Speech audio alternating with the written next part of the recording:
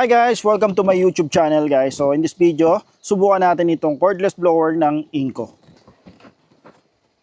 Lithium ion blower guys. So buksan natin. Ito pala yung included inside the box. Of course, ito yung kanyang blower. And then nozzle.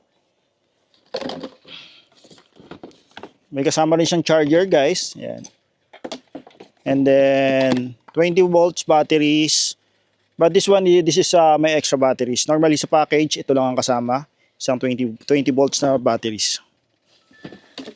Then syempre, may kasama rin siyang manual. So medyo matagal ko na rin siyang ginagamit. Almost 2 months ko na rin siyang ginagamit. So pakita ko lang din sa inyo para sa mga nagbabalak bumili guys. Para may idea kayo. So by the way, quick specs muna tayo. Ang revolution per minute niya is up to 18,500. Yung air volume niya guys is up to 8.5 cubic meter per minute. So ayan, jet fan technology, variable speed siya guys. Ganito naman yung pag-assemble sa kanya. So napakasimple lang. Nilagay mo lang dito. Ayan. Tapos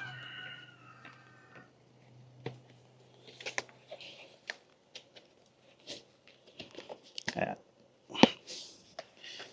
Simple lang naman ang paggamit. Subukan natin guys. So ayan lang. Lagay mo lang dito yung ating 20 volts na battery. And then okay na siya. So meron siyang dalawang control. Ito kung gusto mong variable. Medyo mahina. Ayan. Pag press mo pa siya. Ayan, malakas siya. Pwede rin naman dito. So, sa kamay mo. Ayan. Subukan natin guys. Subukan natin kung gaano kalakas to. Check natin itong box. Ito, malaki itong box na to. Okay.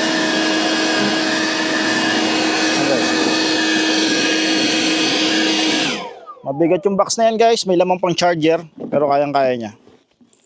Oh my God. Ayan yung laman para pakita ko sa inyo. Ayan. Nandiyan yung charger saka yung isang batteries natin. Dito kailangan ko talaga ng blower kasi ang dami namin puno sa paligid. At ayan guys. Super dami lagi ng dahon. Testingin natin siya guys. Siyempre kuha muna tayo ng ating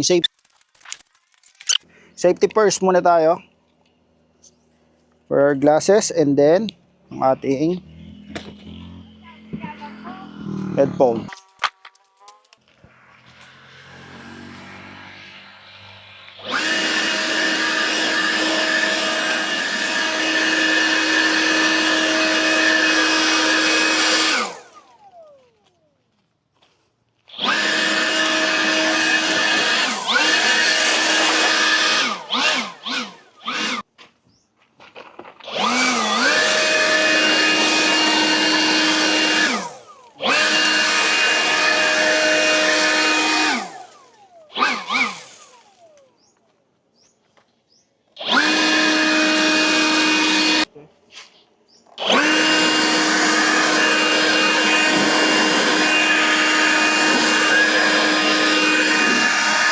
Ayan guys, very useful siya. Ang price pala nito, kung bibili mo online sa Lazada, available siya is around 4,000 plus.